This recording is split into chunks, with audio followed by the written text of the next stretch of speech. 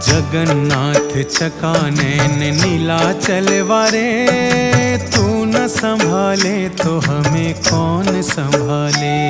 अरे तू न संभाले तो हमें कौन संभाले।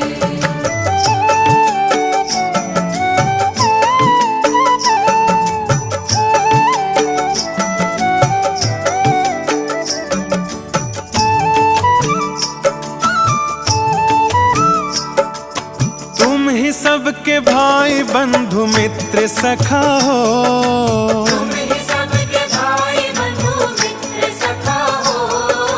तुम ही सबके भाई बंधु मित्र सखा हो।